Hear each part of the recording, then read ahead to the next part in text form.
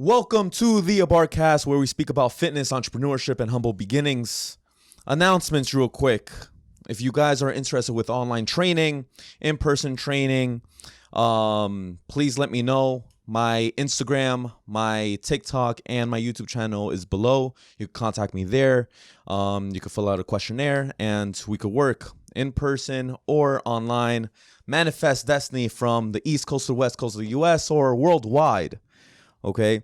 Just an FYI, this may be the last episode in this bar. Yeah, I know, tier. So I figured, why not finish off with a fucking bang? All right. Today's topic is men's mental health and cancel culture.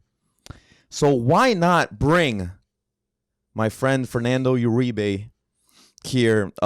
He is a 7-time award-winning journalist, a college professor of social sciences, human behavior in its social and cultural aspect, host of Real Talk with Fernando Uribe via Jersey First TV. Fernando, how you doing, man? I'm good, brother. It's good to see you. Nice to have you here for a round two, brother. Yeah, sort of end of an era, right? Yeah, man. For this bar this season, Okay. hell of a season, bro. Hell of a season. Absolutely, yes. So I figured, why not have you here speak about mental health with me, speak about cancel culture with me. I know we ruffled a lot of feathers in our first episode, so I figured, why not, finish off with a bang. Absolutely. With my good buddy here, and we're both two intelligent people speaking about relationships, different aspects in the modern world, and we became very popular in New Jersey with our last episode, didn't we? Yeah, man, the traffic was pretty good. I mean, I was happy to be a part of that, so I'm humbled to be here again. Yeah, man. Is anything new going on with you right now, man? Well, other than just Real Talk just continues to grow with Jersey First TV. I mean, the traffic is like all organic, so I'm really, really proud of that, because it's a show that not a lot of like Hispanic journalists are doing. And for the most part, like, I'm someone who's very unapologetically conservative, but I'm reasonable. I'm not like looking to blow up an abortion clinic tomorrow or anything like that, or I hate gay people. None of that nonsense. I mean, I'm just like a reasonable, I think, conservative, which, again, being Hispanic, I think being traditional and conservatism, I think, is somewhat predicated into our culture. So I'm just I think, espousing what I think a lot of people talk about at the kitchen table, in their living rooms, especially during a really volatile election season. Like, things are tough for a lot of people, different demographics and everything. So I just try to reach out to everybody and say, listen, I'm just giving you common sense explanations and solutions. You vote however you want, but I think what I'm trying to give you is intelligent information. So that's good. And I would want your input in men's mental health. Is it important? I would say so. Listen, I think that seeing a professional was one of the best decisions I ever made. And I don't really want to sort of like blow him up too much, but here in Hoboken, Dr. Constantine Lukin, I would argue, is one of the best mental health professionals you'll ever come across. He's very affordable, works with insurances. I'm not trying to like give him a plug and get like a percentage here.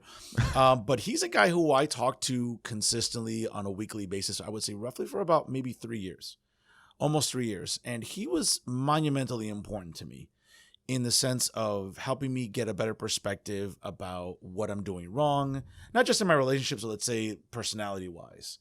And again, listen, bro, we're Hispanic, so in our culture, it's, it's sort of looked down upon, especially like, traditional families, right? Our parents will say, why are you talking to a professional? You have me, you have your father. Like, come on, don't you love us? No, I love you, mom. I love you, dad. But I need a clinician. I need a professional to give me that unbiased opinion. You know me. I tell my mom, I'm like, listen, I was in your uterus for 9 months. Okay. You were in labor for like 12 hours with me. So yes, you know me. My dad knows me too, but a clinician that can give you an unbiased, neutral perspective about what you're doing wrong in your relationships, with your money, what you're doing with your career, how you can be better. There's nothing wrong with that. And I'll be honest with you, I'm very proud of it. It was monumentally important to me. And I definitely suggest it, especially for men. I think that now more than ever, as we're being emasculated and masculinity is sort of under attack for some reason, I think it's important for us to sort of keep our perspective, keep our poise, but talk to a professional that's sort of, hey, what can we do better? And I don't think there's anything wrong with that, bro. It's one of those things where, your mom is always going to think you're beautiful and gorgeous. Sure. You know what I mean? But, with an unbiased opinion, maybe you might look like a foot. but your mom's always going to find you beautiful. I mean, that's the thing about parents. Parents, again, they always will defend you. They're always going to be looking for your best interest. But at the end of the day, a clinician, a professional is going to say, Fernando, if you're doing A, B, and C wrong, why? What caused this? Like, are you still dealing with some trauma? Are you just insecure? Are you dealing with insecurities? Again, I love my parents to death, but they're not going to have that sort of like methodical conversation that I need to have to sort of explain, okay, Fernando, this is what you're doing wrong. It's because of A, B, and C. My parents just going to be like, well, again, they're traditional Hispanic, so they're going to be like, ay, mijo, ya, come on, bro, ya tú estás muy viejo para eso. Suck it up. I get that, and I think that's something that's really, really like pervasive in Hispanic culture. But at the same token, I think it's important to have some self-awareness. Like, how can I be better? There's nothing wrong with that. Now, again, mental health has become more affordable. People would think, oh, if you go see a psychotherapist or a psychiatrist or a psychologist, it's cost you an arm and a leg. A lot of insurance companies now are working, with mental health professionals to where a session, whether you're doing it in person, and one thing COVID taught us is, FaceTime, telephone, or Zoom, you can talk to a professional from the comfort of your own home in your pajamas. And it's become more affordable. And I think that's something that we probably didn't have 20, 30 years ago, where people who went to see professionals were either really, really messed up, let's be honest, right? Or, either went to someone at their school. They couldn't afford it out of pocket. And I think that's becoming much more accessible now. I think that's why men and women, too, I think are really taking advantage of it. Yeah, some of the symptoms of mental health for men is depression, anxiety, PTSD, trauma, bipolar disorder, adjustment disorder, borderline personality disorder, mood disorder. Jesus, I feel like I'm describing myself. Oh my God. I feel attacked. But those are the symptoms. Why do you think a lot of men, especially nowadays, are suffering from those things? Especially in modern times right now. I think a lot is expected of us. I think a lot of us are expected to provide. I think a lot of us are expected to make a certain income, live in a certain area, live a certain lifestyle. And if we're not doing all those things, then comes the question, well, are we inadequate? How do we deal with these inadequacies? How do we deal with these insecurities? I've been very fortunate where, I've lived to where I've been living paycheck to paycheck off my loans, let's say in undergrad and in grad school, to earning a nice income, investing my money well, being smart with my money, and knowing how to, hey, listen, I get it. Do I take a trip or do I save for this? It's like balancing. And I think that, again, we live in such a transient cosmopolitan area, right? We either want to have the nice car, the nice Gucci bag, right? Or suits, or that car, or tech amenities. I get all that, but I think it's about prioritizing. And to the point about the effect it has on mental health, especially for us, we live in an area where there's a lot of pressure on us. We want to do better in our careers, right? It always feels like there's never enough time. I'll be honest with you, dude. I don't feel there's enough time in the day for me sometimes. My brain's always working, not just with what I do with academia, but like what I do with media. I'm going around looking for guests. I'm booking guests. I am also very involved in philanthropy, as you know. I just hosted a great breast cancer event last month for the American Cancer Society. And already the week after, I'm already thinking about my toy drive, which I'm doing next month for the holidays. So to me, it's like, I feel that if my brain isn't constantly in motion, I don't feel productive. Like I feel stagnant. I feel intellectually stagnant if I'm not trying harder. And I think that's something I want to avoid. To your point about mental health, I think as a man, listen, whether it's where are we in life? Are we married? Do we have children? Do we want to have children? Are we even capable of dating? A lot of guys in the 30s and 40s think that they're capable of dating, and they're not. For one reason or another. Maybe they're not financially stable. Maybe they're just dealing with insecurities from adolescence, trauma with family. Bro, it can be exhausting, and that can have a detrimental effect on us. Fernando, let me push back a little bit. What do you think? You mentioned in the beginning of that very good point and rant is, we're expected to provide, we're expected to work hard, we're expected to build our value and become successful. Isn't that engraved in us? Aren't we supposed to just do that regardless? I think so, but for whatever reason, whether it's just living here in the Northeast, I think that here in the United States, I think that there's a lot of undue pressure on men to not just balance a career, but make it a point to balance family and balance having a life. And I know last episode we got a little flack about marriage, right? About how we view marriage. And I think that, part of men's mental health is understanding like, well, is marriage for us? Do we want to enter into that commitment? Are we ready to date? Even before that, are we ready to date a woman that is going to better us? Because at the end of the day, dude, like, we know this traditionally and culturally, like you want to date a woman that's up to your speed, that's up to your, not income level, but like your status. And that's a big thing. And if you're dating someone below or over your status, that can be stressful. Can you elaborate on that? What do you mean in the same status if it's not income level? Well, I would say this. I mean, where I'm at right now in my 40s, I'm a guy with multiple graduate degrees. I'm a guy that owns property. I'm a guy that's financially stable. I'm not wealthy, but I know that I live very well financially, where I'm not living paycheck to paycheck. I have multiple savings I earn through my checking. But by the same token, like, I don't need a woman to be at the same level, but I want a woman that's at least grounded.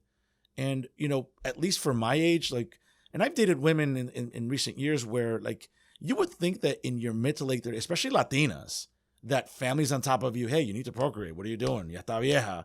What are you doing? Keep going out looking like a slut on Halloween. Nunca te va a casar. Like, what I'm saying? Like, it's stuff like that permeates for us. But I would say that, you want to date a woman that is at the same level as you emotionally, intellectually. Like, are you grounded? Are you happy what you're doing professionally? Listen, dude, I've dated women in the last few years where they're living paycheck to paycheck, or they're looking to like change careers every 2 months. Like, that's not stability. And when you see that, like, do you want that in a partner? Hell no. Women don't want that in men either. You can argue that women are the consumers in the marketplace right now. Yeah. So at the end of the day, they are going to live paycheck to paycheck, or live uncomfortably comfortable at some point. Very, Sure. very tight. So at the end of the day, women from the beginning of the time would kind of look for a man to settle down with so that they can be taken care of. No? I think especially in this area where it's expensive to live in, it continues to be very expensive to live in. Yeah. I think that some women are making that sort of that life decision of like, well, do I want to keep working, or do I find this guy that checks off enough boxes for me that, I'm like, I can see myself having a baby with this guy. This guy will take care of me. Because again, as a guy, like the way we look at dating, right? Like, case in point, like there's a considerable age difference between you and I, but I mean, we're both grounded. We're both successful in our own way in our careers. You own a business. I do with what I do. So to us, like, pussy's pussy, dude. We can get pussy. That's not an issue for us. It's what type are we getting? The types do we want to bring this woman home to our parents and our family to compartir, to interact with us? Because again, if we're looking to do something long term, is this a good partner for us? And I think women do the same thing. But by and large, like, again, being men, being the providers, being the fact that like we have to make money, we have to, again, be that structure, that support system. Women are great at that too. But again, women are the nurturers, right? Women are, maternal. They're there to help us raise our children as we're working. Not to say that they can't work either, but I think that's a lot of stress that comes into that relationship. Yeah. Yeah. I partially agree. If I want to play devil's advocate, I will say that there's some men out there that are struggling mentally, and it's their own fault. It's not their environment. It's not women. It's not, their friends. It's not their job. It's because they're lazy. They're not hitting the gym. They're not looking to improve their financial status or situation. They maybe they just talk shit on social media, but they don't back it up. Yeah. They don't do anything about it. And like you said, they're broke and they're living paycheck to paycheck. Now, you even mentioned most women, at least in your environment, and I think in my environment too, some of them are living paycheck to paycheck. And those are women, but I think personally that that's unacceptable for a man.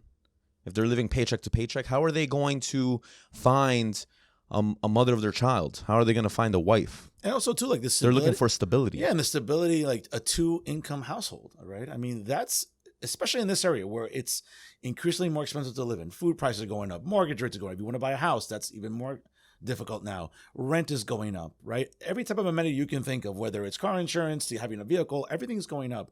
You want to have a partner that matches you in that sense, where you don't have to worry about, okay, is this person gainfully employed? Are they working?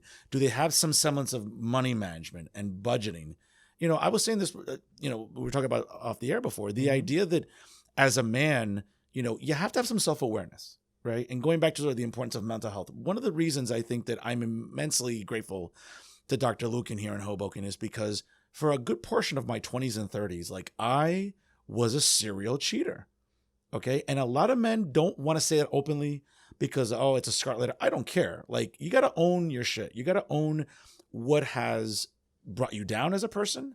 And then you got to own, like, okay, how can I improve on this? And, he, as a clinician, was like, well, Fernando, why do you feel the need to do this? Like, are you not happy when you're dating?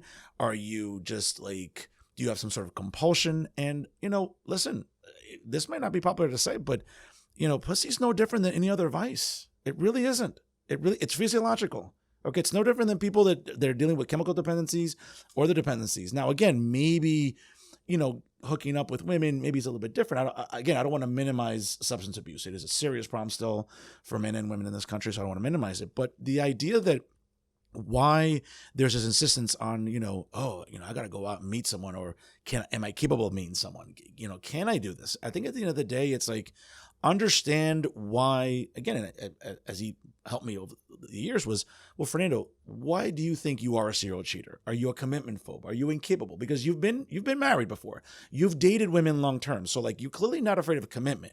But what is it exactly that makes you engage in this sort of behavior where you're struggling with monogamy? And we really, really like shaved and really sliced to the apple to the core of like, Fernando, why? Because I grew up in a household where, God willing, knock on wood, my parents celebrate 50 years of marriage next May. Okay. I look at my parents and I'm in awe of them. Like, they are the quintessential as in love with each other as when they were married. And like, they're this old couple in their 60s and 70s, and they're cute. And I look at my parents and like, I didn't have to grow up seeing infidelity. I didn't grow up having to see my dad disappear for days on end, right? Which happens a lot in our culture, right? For Hispanics, I didn't see that. So where does this insistence on like, well, I have to, all right, I'm already dating this woman, or I'm seeing this woman, let me go see another woman, right? Like, when is, as my doctor once said to me, Dr. Lugan said, Fernando, very bluntly, when is enough pussy enough? And when he said that to me, that was like, dude, that was an epiphany for me, that no one ever said it like that to me. Like, when is enough, dude? Like how much pussy do you need to get until like either you get tired or you blow out your back or something? You know what I'm saying? Like, what's going on? Like, until you pull a tendon or you rupture a fucking abdominal muscle. Like, what's going on? And when he said that to me, I said, I've never heard this from my family or from friends. A clinician had to tell this to me to make me understand why was I doing this, and how can I get better? And I did. It was the best thing I ever did, because it got me to understand, Fernando, you need to be a little more emotionally mature. The reason you're gallivanting and being a serial dater and at times a serial cheater is because it's the thrill, it's the ego. And as men, dude, sometimes we fall, something we're predisposed to. Now, all right. So you said something emotional. So did you feel like when you were a serial cheater, did you feel like you had emotion attached every single time you had sex with someone else? Oh no, to me it was just the thrill. Like, oh shit, like I'm going out somewhere, I meet this nice looking lady, she's into me, I'm into her.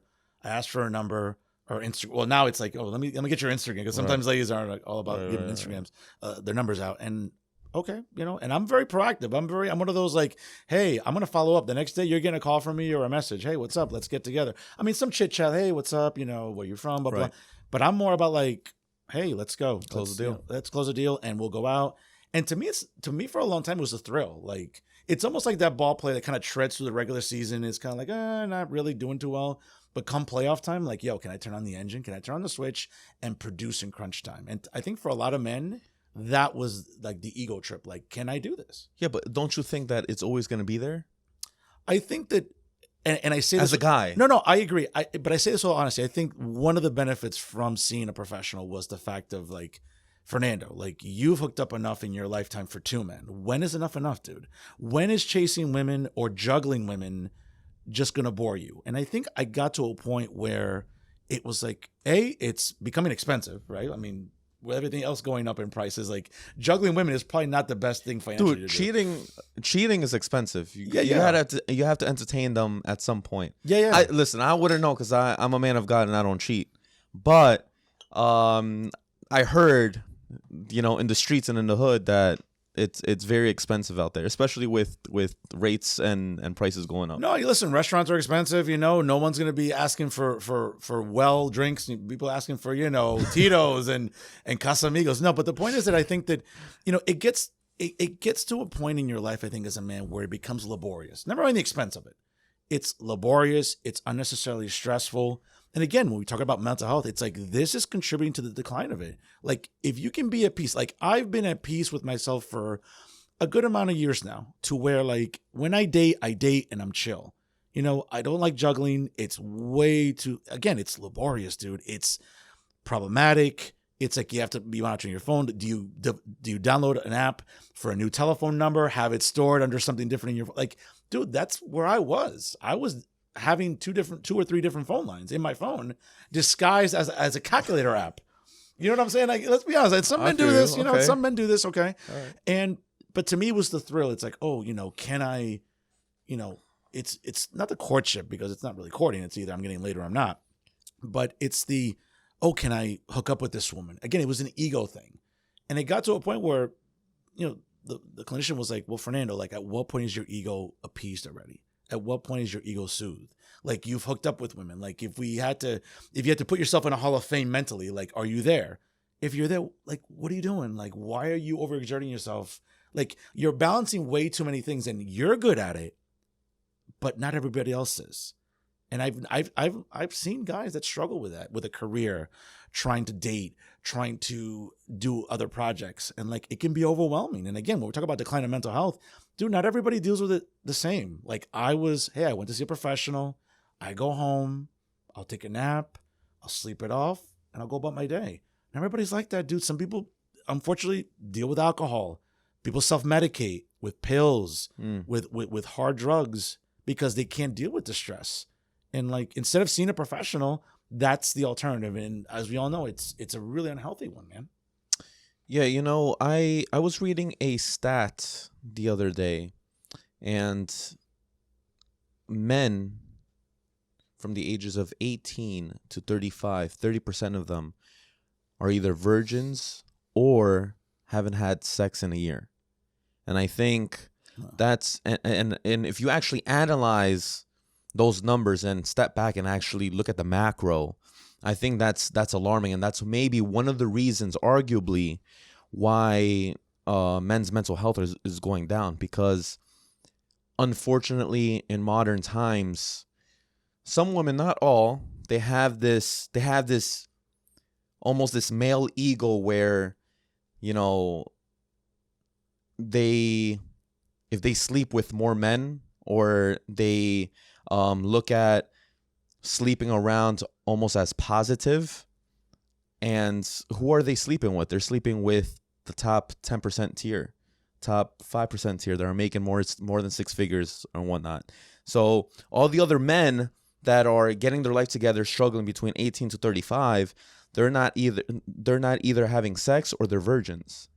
You know what I mean? So I think those numbers are staggering, and I think just stepping back, obviously, you're sharing your experiences. I've shared my experiences in the past as well. Thankfully, we're not in that percentage. However, there's a lot of men out there that are, and it could be different factors. It could be maybe they don't know how to socially be there and speak to women. Maybe they're not financially there. Maybe they are overweight and not fit. Maybe they are financially unstable, etc. The list goes on. But disagreeing with you, I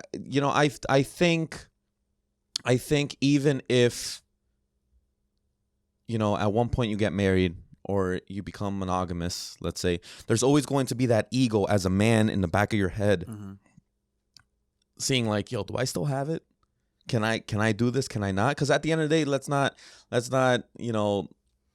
joke around. Like, amongst men, what gives each other status amongst men? It's like, oh, can you get this girl? Can you not get this girl? Can you spit game? Can you not spit game? If we look let's say hypothetically, we're at the gym together, Fernando, and we see a good-looking girl pass by. She's dropped that gorgeous. She's a 10. She has a crazy body, natural body, or BBL, whatever's your type. She passes by. If I go speak to her, or if you go speak to her, the other person's gonna be like, "Wow, my man got it," or "My man still got it." So there's that elevation of status right there. So at the end of the day, regardless of whatever age, I think there's always going to be that ego where, all right, do you still have status, or do you have status or not? No, listen, that's a fair point. But again, I think it gets to, I think you also have to look at the perspective of where you are in life. Again, like that behavior was conducive to me in my 20s and 30s, again, because I wasn't as emotionally mature as I feel I am now. So I've approached dating in a much healthier way since then, where before I wasn't. And not to say that I wasn't the best of partners. I mean, maybe some exes might disagree, but who knows? But I mean, I would say that, I tried as best as I could to be, devoted, to be that 50% of the 100, right, in a relationship. But to your point about the ego aspect of it, I mean, that does drive men. Not just when it comes to dating women. It drives them in their careers. It drives, I mean, listen, I'm that guy right now with what I'm doing in journalism. I'm one of the few Hispanics statewide that's doing statewide media in New Jersey that's actually getting traffic. Not like a couple hundred views, like getting good organic traffic. Well, that's why you're a seven-time winning journalist. Well, you're very kind. Thank you. I appreciate it. But to me, it's also an ego thing where I have to work harder than the next guy because I know that I didn't start in this business at a young age. I didn't do it the traditional way. I didn't roll up my sleeves and write for the local paper or write a blog. I jumped into this late in literally at 40 and start 39, 40, where, obviously it's different now. You don't have to write for a newspaper. You can come up with your own blog or podcast. And to me, it's I know I have to work harder than the next person because I need to get traffic. I need to stand out from others in my field, not because black, white, or whatever, but as a Hispanic male, I want to be that guy that says, hey, listen, if Fernando can do it, and again, and this is probably one of the most humble things you'll ever hear me say, because I'm probably the least humble person but I've been really, really fortunate because I work hard. I'm not blessed with this immense amount of intelligence. I'm not some prodigy. I'm not some genius. I'm somewhat book smart, but I've worked hard. So I think that's where it's got me. So that ego of mine drives me to want to be better as a journalist. As a man, to your point about dating and why, we feel the need to go after women the way we do, I just think it's if you're in a good place and if you are, again, emotionally mature and you're grounded where you've gotten past that part of your life and you're at peace. I wasn't at peace in my 20s and 30s. To me, it was oh man, I'm going out this weekend with my boys. Let's see if I can hook up. Not to say that if I didn't hook up, it was I went home moody and pissed off. Oh, it was more of hey, I feel competent. I can talk to women. I feel confident. And, again, after you leave that for a certain time and you're say, hey, I'm at peace with myself, I can go about my life and not be oh my God, oh shit, I didn't get pussy in a couple of weeks. Okay, relax, chill. Pussy's going to come. If you've gotten it before, it's kind of like riding a bicycle. You don't really lose that skill. So again, I always tell buddies of mine, chill. And I've had buddies that haven't had sex in 6 months, 7 months, 8 months. Okay. And they'll tell me, what am I doing wrong? I'm I just think you just got to find your groove. You got to find it. Are you at peace with yourself? Are you making money? Are you stable? Are you behind in your rent? All this shit, if all that shit is stressing you out, how the fuck are you going to fucking concentrate on meeting a woman? Right. You have to kind of tackle the foundations of manhood, and then they would come. So do you think when you're married, you have a bunch of kids? Because I know you did say you want to have kids. Yeah. Do you think that ego thing is just going to go out the window and you're going to be satisfied down the line? I think where I'm at right now in life, I'll sort of, for the sports fans out there, I think you maybe hopefully appreciate this analogy. I feel as a player, I've garnered a lot of awards and personal accomplishments. But to me, the Lombardi trophy or the not the Naismith, I forgot what the NBA trophy. I should know because I watch NBA like crazy. Or, the World Series trophy or the FIFA or the World Cup. My end game, my Super Bowl is having a baby, settling down, and having a family. Because I've accomplished everything I want to accomplish. I've won awards. I've gotten accolades. I've gotten commendations from the state of New Jersey and the legislature. Everything personally that I've wanted to accomplish, I have. But that Lombardi trophy is out there. And to me, Lombardi, and I hate to sort of quantify a baby with, an inanimate object, but that's a symbolism. That's how I know that I'm ready for the next step of my life because I'm taking the steps towards that. Some men don't want. Some men are more than happy to like tread water. Oh, you know, I got, you know, like I don't want to be the Damian Lillard of procreating. I want to be Kobe. I want to get that title. I want to have that stability. Right. I understand. All right. Let's engage with whoever is on the IGTV live. Well, a lot of people mixed in. All right. Make Scottish Bish. Salute. Thank you, Anna. Salute. Oh, my old Brazilian Jiu-Jitsu coach. Checked out. Cool. Omar. Appreciate you. Jackie. Appreciate you. Danny. Verito. Let me wave at you guys. Some of you guys don't even have names there. Lionel. Yuli. Rome's my girl. Mark. Appreciate you. Gary. Thanks, bro. Appreciate it. All right. Yeah, man. I mean, I agree with that. Definitely. You know, what about cancel culture, Fernando? Cancel culture in general. You know, a lot of people asked me to speak on this term. We chatted before this. Mm-hmm. You've dealt with something similar.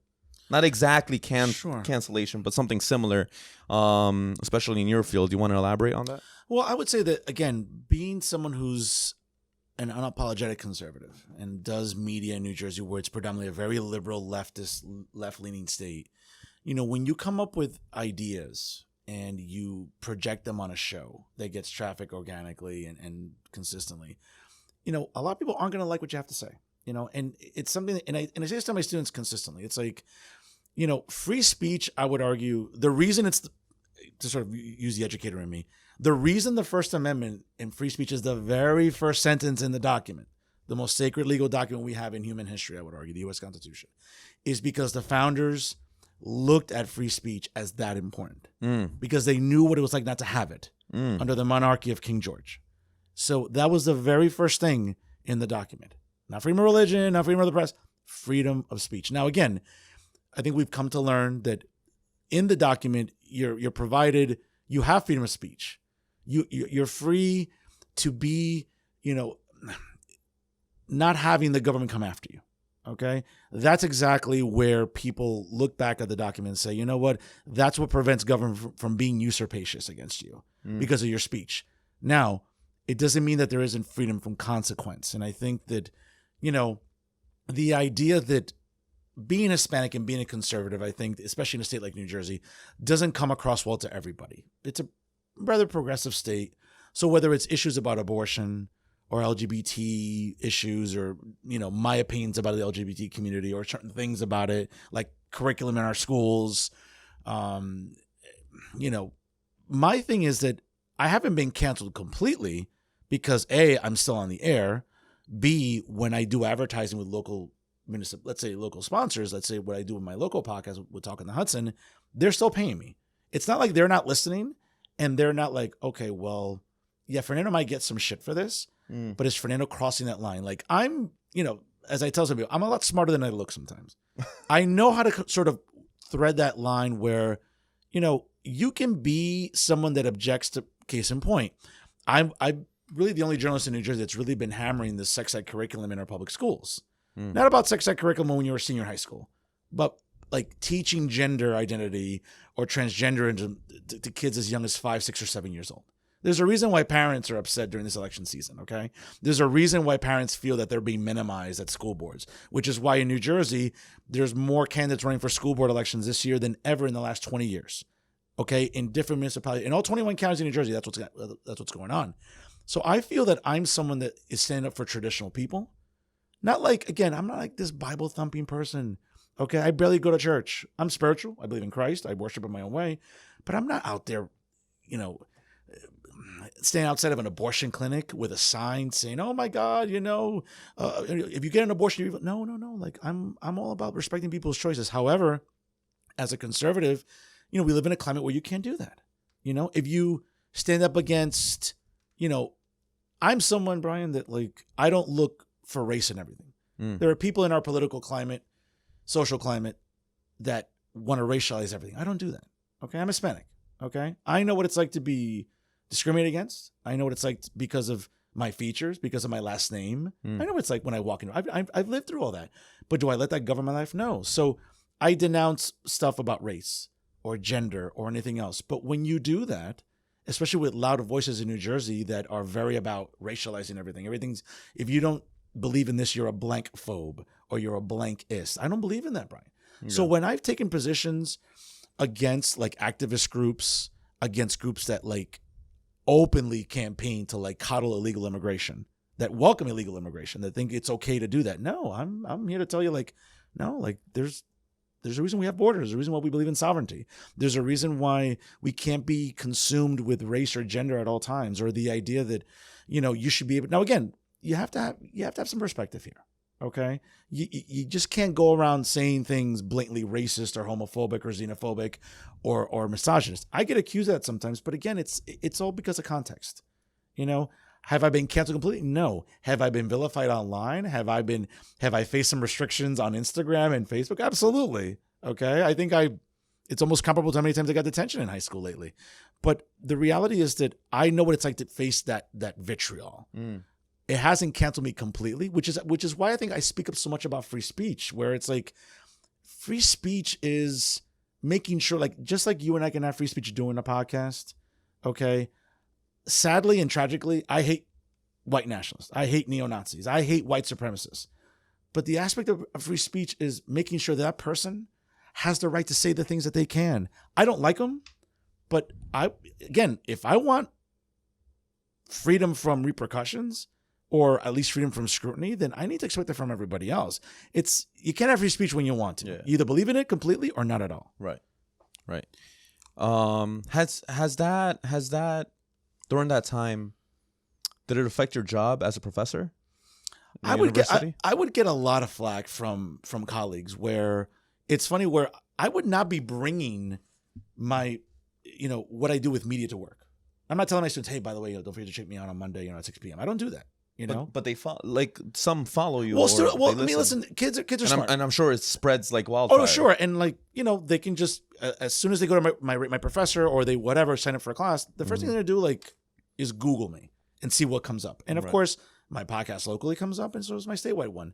But I don't bring that stuff to work. I don't say to my students, hey, listen, by the way, don't forget to watch me on Monday because, you know, hey, blah, blah, blah. You know, there's extra credit for you. No, I don't do that shit. I don't bring my media brand to work. But I have colleagues that are, and it's funny, not to get overly political with this, but it's funny about people that identify as very left or very liberal. Like liberals, like, well, we're tolerant. No, you're tolerant about what you want to be tolerant about. Yeah. Okay. Yeah. Like, don't get it twisted. Stop saying you're tolerant when because you're not. They say they're tolerant, but it's like they're tolerant on their side. Like on their side, it's like, oh yeah, like unless you don't think like us, then we don't tolerate exactly. you. So, and I have colleagues say to me, oh, I saw your show last week. And my first reaction is, oh, well, thanks for the view. Thanks for the traffic. I appreciate it.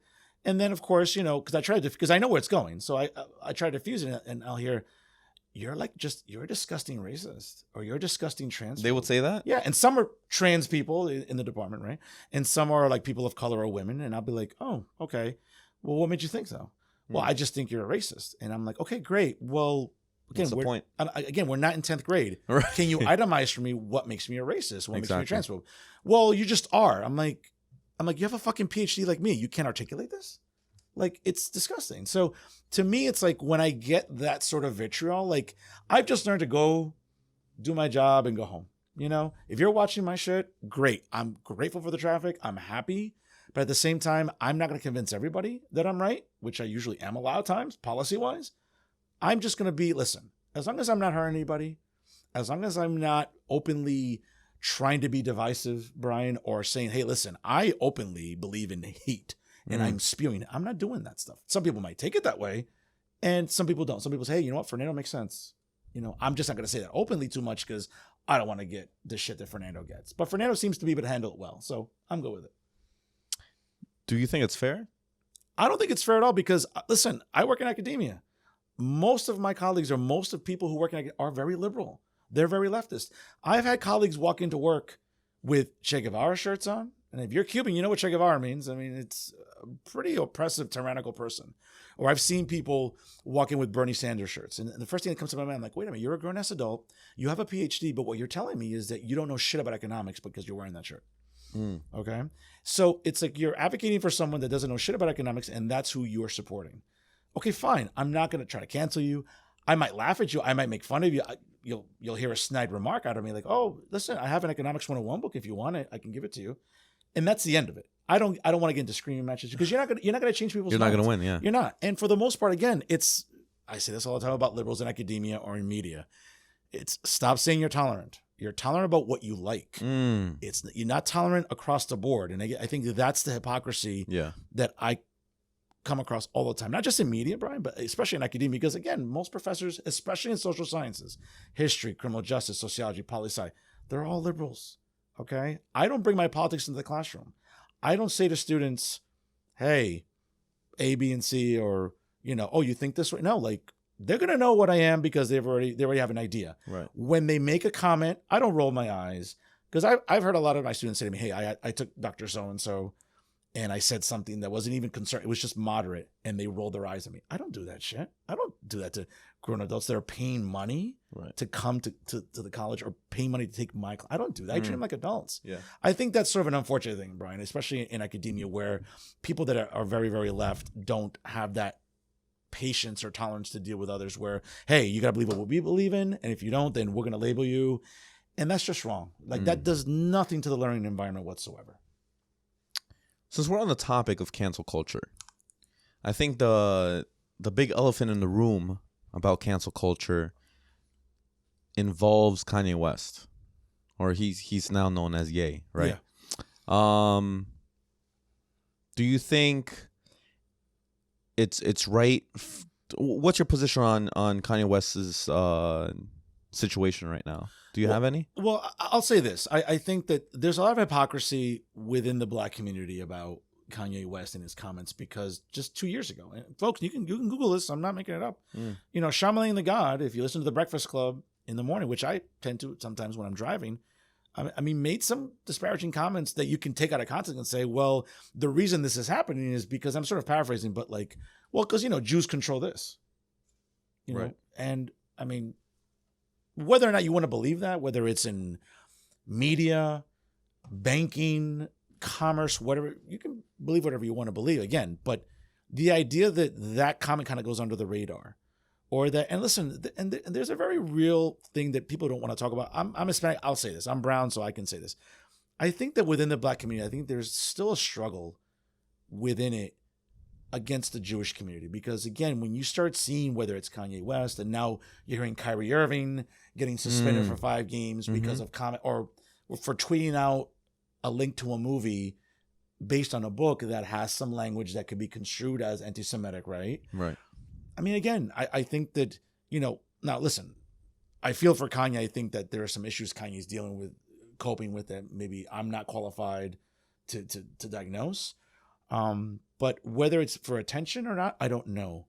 But I just want consistency. If he's going to say this, then any other musician or person in pop culture that has said comments remotely, again, Charlamagne the God, I agree said with it 2 years ago. Be consistent. Again, that's my thing about cancel culture, or about they pick and choose, or about fake outrage, or about virtue signaling, or the compassion mongers, as I like to refer to them on my show. Like, be consistent. Don't be like want to throw Kanye, right? Sorry, into the ocean. But then you're giving a pass to someone like, again, nothing against Charlamagne the God. I think he's interesting. He's entertaining. I don't like his political views, but I can listen to him. Yeah. But hold him accountable by saying like, hey, such and such things are happening because Jews control this. Whether or not that's true or not, Brian, I mean, again, we can sit for hours and dissect whether or not it's true or not. The fact is, just give me consistency. Don't give me outrage. Give me consistency. Right.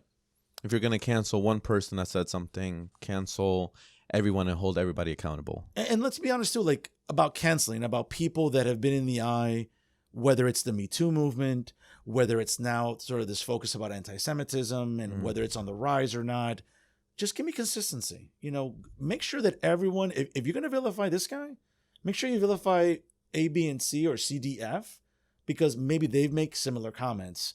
And If you're not doing that, then you're not being consistent. And I think that's where people, I think, lose me. Like, hey, you're just being the typical hypocrite in media because you want traffic, you want hits. You know, give me. There's a 4-syllable word that a lot of people struggle with. It's called integrity. Have it. If you don't have it, then you got no business going after people if you don't practice it yourself. Right. All right. I agree, Fernando. Good job. I try.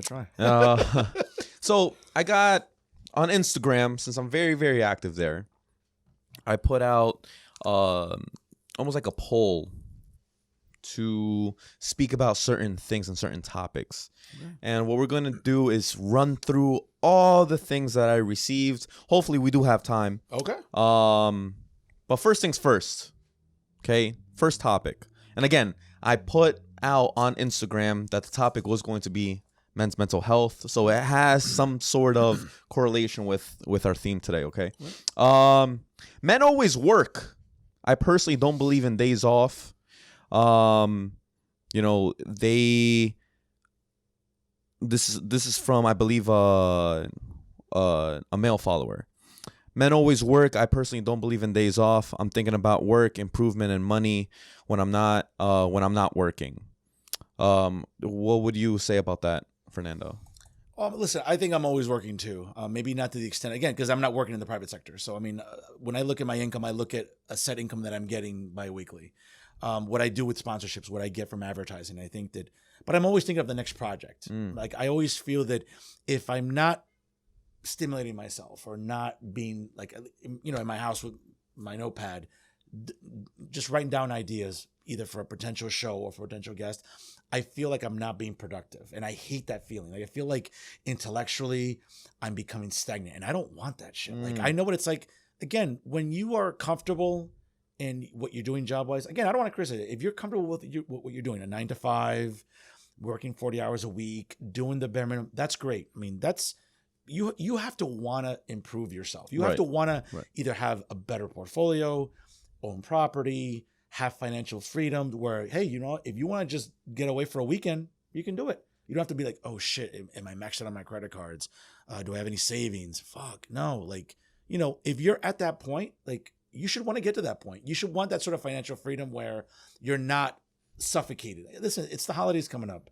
How many people now, unfortunately, are going to be like, well, you know what, shit, I can't go out for a few weeks. Or I can't I can't go out on dates because it's like, shit, I got to save money for Christmas. And that's the point where I said earlier where, you know, especially men are living paycheck to paycheck. Yeah. And I think that's unacceptable as a man. Oh, maybe you can call me machista. I don't know. But I think... No, but that's not machismo. I think people conflate machismo with like, oh, you're just trying to be like this overbearing alpha male. No. I think the element of machismo you're referring to is just men's roles. And I think that... Like a gender role. Yeah, a gender role. And I think that there's nothing wrong with that. I think that, again, this fixation on like, we have to racialize everything, or if you don't believe a certain thing, you're a misogyny. No, like, there are gender roles. I hate to break it to people. There are gender roles. What we expect out of women, we don't expect out of men, and vice versa. Men are not maternal. Men are not the nurturers. Women are. Not to say that women are weaker. They're not. They're just maternal. They're nurturing. Why do you think that, hey, someone always says, you know what? A baby needs his mother. There's a reason for that. The affection, the nurturing, that sort of stability. Not to say a father can't do that, because I love my dad to death. If my dad has hugged me more than 10 times my whole adult life, that's a lot, because that's just not his way. But has my father provided for me? Absolutely. Yeah. Did my father put a roof over my head? Did my father give me guidance to make better life choices, better financial? Absolutely. Did my mother teach me to have more empathy? Did my mother teach me to have more compassion, to be warmer? Absolutely. So there's nothing wrong with that. Yeah, you know, a few months ago, something really hit me. I heard one of my buddies, one of my friends. His name is Justin Wool. He's young. He's in his early 20s. I can imagine putting him on blast like this. You know what I'm bro, like, listen, he'll appreciate that. Justin Wool, you know, I think he runs an 8-figure company in e-commerce. Shout out to you, Justin. But one of your stories really hit home for me. You said, and I'm paraphrasing here.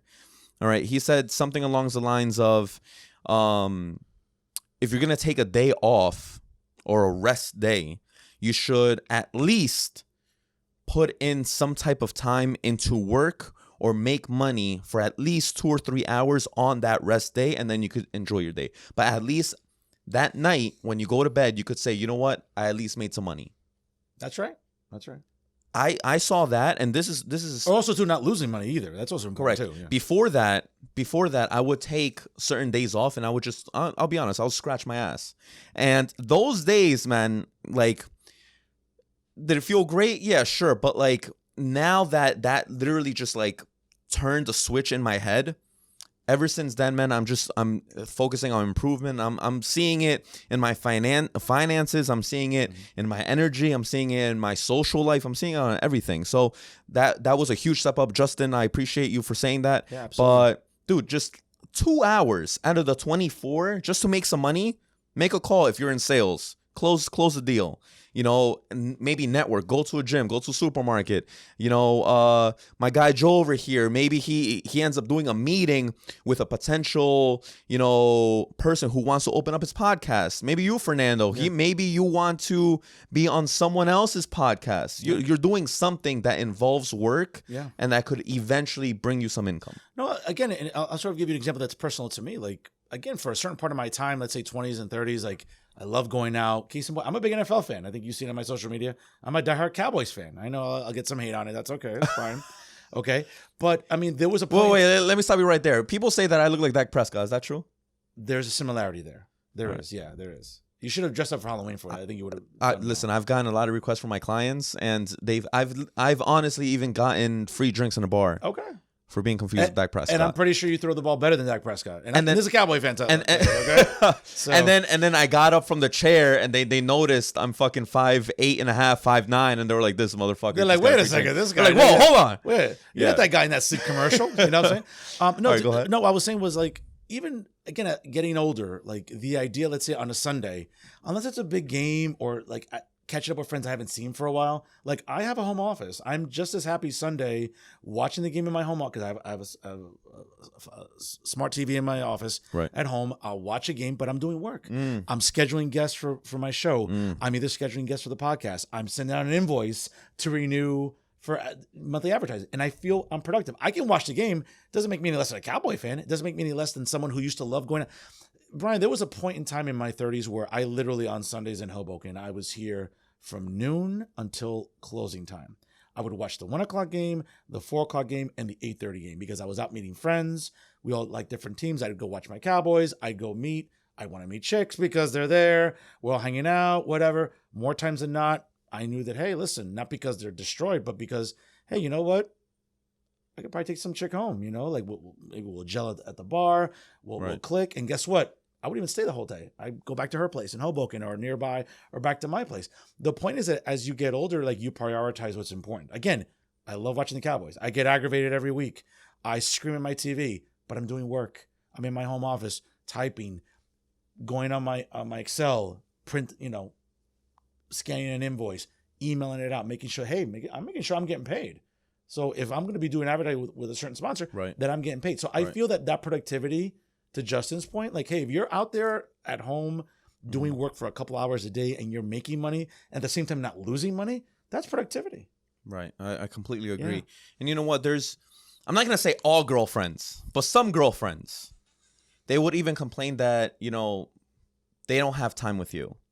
And they'll say, hey, why don't you skip work? Hey, why don't you do this? This is perfect. I'm glad you brought this up. You know what I'm saying? Let's go pumpkin picking during fall. Like, bro, I have money to make. Yeah. You know, I need to change the world. I need to take over the world. I need success, and I need that status that we spoke about. Yeah. You know, and sometimes some girlfriends, not all, again, I want to emphasize that. Sure. Or maybe most, they really just try to, and I had those issues, you know, in my past relationships where they will kind of slow me down. And the next thing you know, I'm seeing myself 2 days in a row, like just scratching my ass with my girl on top of me, you know, we're just watching TV. And I'm like, bro, like, what the fuck am I doing? No, listen, I'm with you. And it's funny. I was having this conversation. My best friend said to me the other day that I've heard this from a few different women in the last year and a half, where it's like the idea of Fernando, the idea of dating Fernando and the reality of dating Fernando are two different things. And when I've said this to my best friend and my other friends in my circle, they're like, yo, Fern, what do you think that means? Like, yo, like, it's not just one woman that said it to you. Like, it's been multiple women in the last few years. Like, the idea of dating Fernando, oh man, there's a lot. Fernando checks off a lot of boxes, but then the reality of dating Fernando, the time, the availability. And again, I think we talked about this in the previous episode.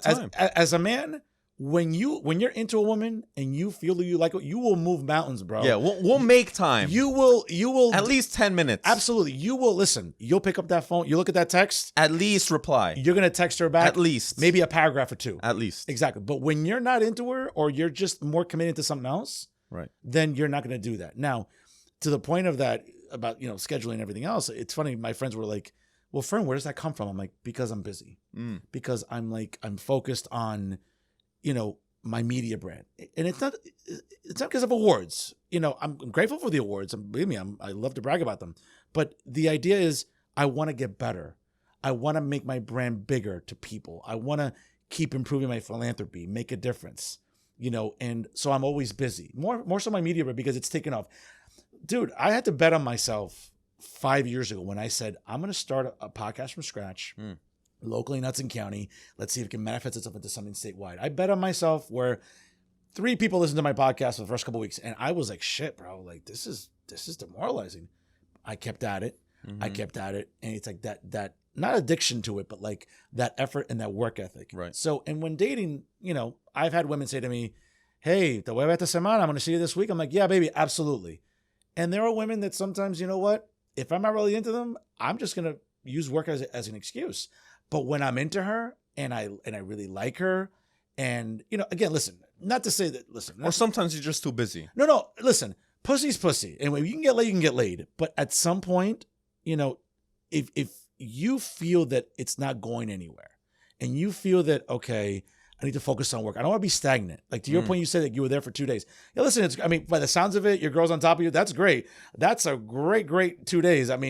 Theoretically, but if you feel you're not being productive. In the back of your mind, like, yeah, you're hanging out with her, you feel chill, but in the back of your mind, you're like, shit, bro, I should be doing A, B, and C today. Exactly. And mind you, I like being with her. I'm going to get some ass later. Great. But guess what? After I get ass, I should be doing work, and I'm not because I'm just lounging. Yeah, and you know what? I'm just going to say it. Sometimes, even after you have sex, you just have that post-nut syndrome. Yeah, you get everything. You start thinking about other shit. Everything is like in ultra 4K. And you're just like, shit, priorities just kind of like just wake up out of nowhere. Yeah. And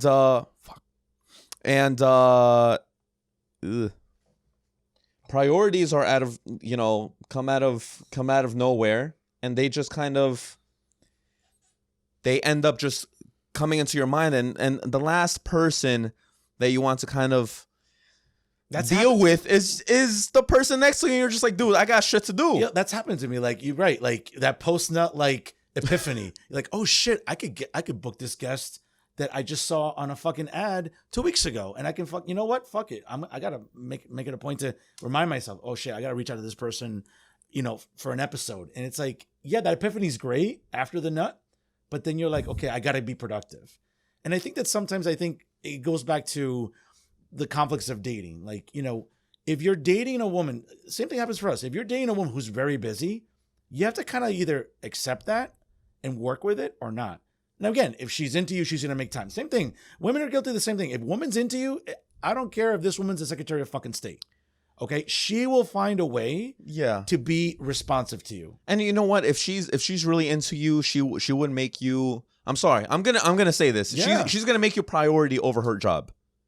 To some extent, yeah. To some extent, yeah. For the most part, yeah. For the most part, she'll maybe have some deadline. She'll do this. She'll be like, "All right, baby, daddy, what do you want to do? Let's we'll hang out for an hour. We'll hang out for 2 hours, etc. Come over later, exactly. Or I'll go over your house. Because at the end of the day, who's going to be paying for the vacation? Who's going to be paying for the dates? Who's going to be paying for? It's not going to be her 6-figure job or her $50,000 job or her $10 an hour job. It's going to be the man. Absolutely. And I think also, too, the idea of, listen, if you're really, really busy, you make time when you want to. Right. But again, listen, there might be times when you're super busy, when you want to see someone and you can't. And that kind of eats away at you, and it's frustrating, and it makes you a little like bothersome and moody. But I think I would argue at the same time, I think it's all about priorities, dude. You have to compartmentalize, your dating life, your career, your projects, because or whatever else you're doing. Maybe you're taking care of an elderly family member. I mean, for me, I'm very fortunate. Everyone in my family is relatively very healthy. I don't have that stress on me. But what am I worried about? I'm worried about making sure that, hey, I'm getting my advertising in, those dollars are coming in, right. that my brand is growing, that I'm booking guests that are compelling, right? Not just like some regular person, but like, case in point, like a couple of weeks ago, I had the president of the New Jersey Business Association, arguably the leading like cannabis like advocacy group in New Jersey. Wow. Why? Because that's important. Why? Because weed's legal in New Jersey. I don't smoke weed. I don't care to. I never will. Some people think I should smoke weed to lighten up, but that's another story. But the point is that like that's my goal. Like, oh shit, I gotta get this guy on. What happened? Right. Boom, 3,000, 4,000 views on traffic on Facebook, over on on video on YouTube, because I'm thinking constantly. Now again, are there females that are in my mind I reach out to? Sure. But you have to balance it. And if you can't balance it, I say this all the time. If you can't balance shit, don't date. Don't date. Don't date, because you're doing a disservice to someone that eventually at some point you don't want done to you. Just prioritize. Date when you can.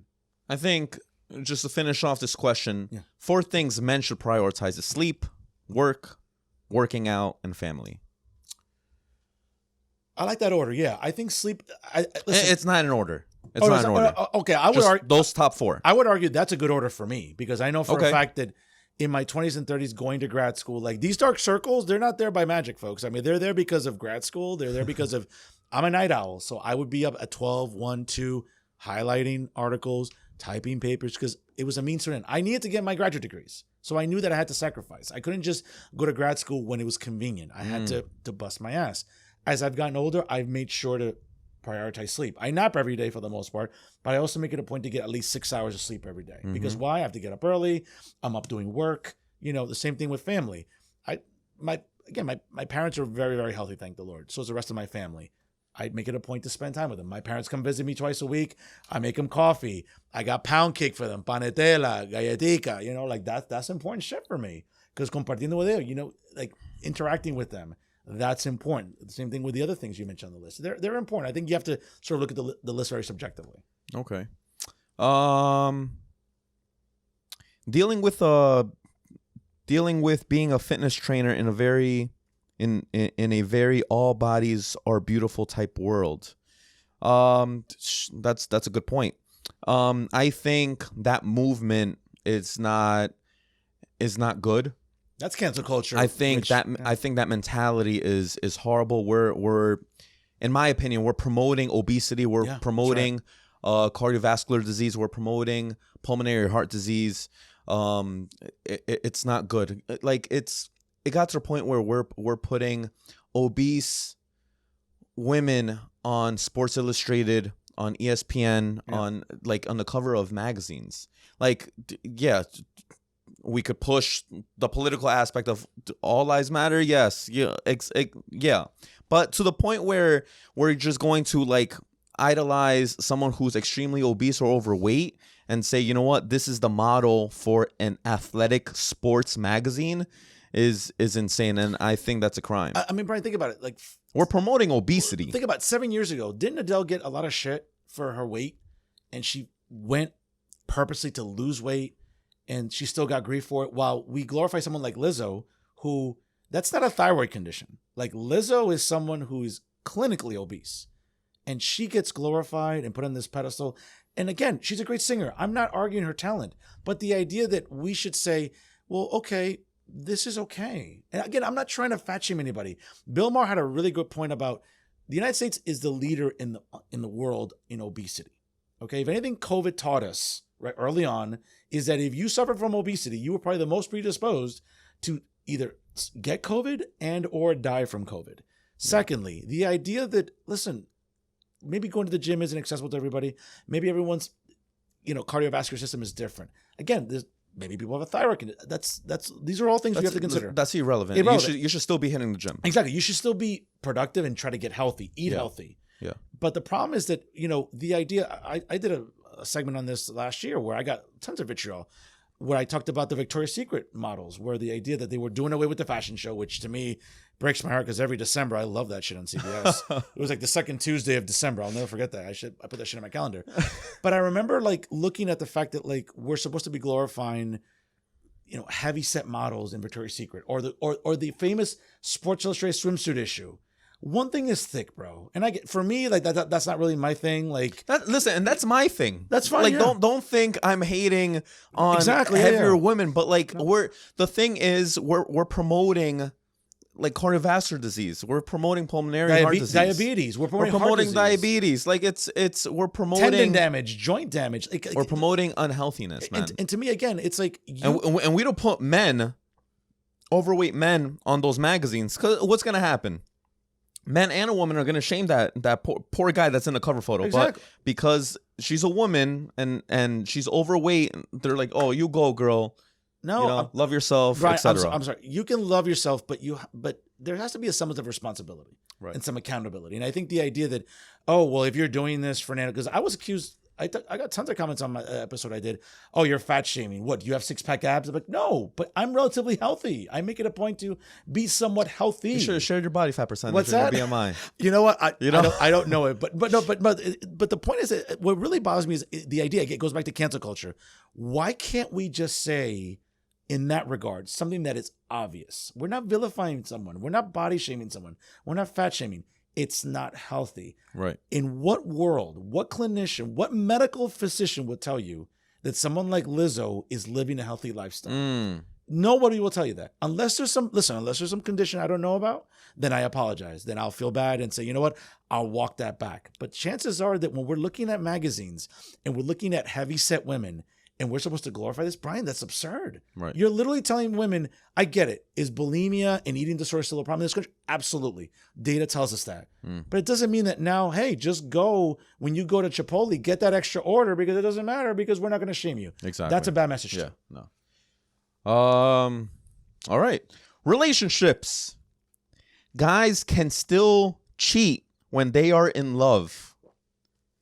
Do you want to take that first? Oh yeah, absolutely. Listen, Go ahead. again, as someone who openly I can own my shit in my 20s and 30s, having been a serial cheater, like I have loved women, but the idea again that it all comes down to compartmentalizing. You're out with some friends or out on a vacation. You're out maybe having a couple of drinks, and there's this one female that just like, you know, either A, doesn't look like the woman you're in love with or you love or whatever. Right. Now, I will say this. When you are in love with a woman, Right. there's a different mindset, though. I think that comfort, I think you feel like there's an emotional attachment there. You're not going to be as predisposed, I think, to want to stray. But if you're not in love with her, if you just love the woman, there's a big difference, folks, with loving a woman and being in love with her. Two totally different things. I've loved some women. I've been in love with some women. They're not the same thing. They're not the same. But when I've loved some women and I've strayed, in my mind, I rationalize it like, well, you know what, dude? I still love this woman. I'm not going to leave her. I'm not going to dump her. I'm happy with her temporarily or whatever. I'm maybe treading water. I'm not going to leave her. But man, this woman right here, I'm in Vegas. I'm in LA. I'm in Mexico. I'm in Miami. Yo, I'm never going to see this piece of pussy again. You know what? I'm going to roll the dice and see what happens. And you know what? And if you're a man and you've never had these thoughts, then you're a hypocrite because I think we've all had them. Right. And the problem is now is that some men, because they are shamed for that perspective, you know, they're not going to say it. But I'm just going to be completely honest with you. All right. Cheating is completely different between men and women. Yep. For women, cheating is being sexual with the other person, with another person, right? For men, cheating is giving security or providing something for another person. For example, if I'm in a relationship, right, and I'm texting someone else saying, hey, I'm going to pay for your rent, I'm going to pay for your car payments, I'm going to pay for your tuition, I'm going to pay for this. That better be some good I'm ass. I'm giving security and providing for another girl. If my girl sees that, that's cheating. But if I'm having sex with another girl, for us guys, sex is not cheating. That's my perspective. Now, it depends on the status of a guy. Like, for example, if a guy has options and he's going to exercise those options, that's something that a woman is going to have to accept if the guy is high value enough.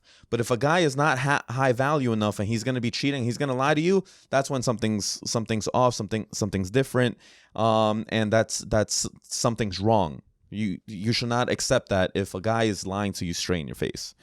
Okay, but for women, you know, if my girl, for example, is cheating and having sex with another man, that's cheating point blank, and that's when a relationship should be done.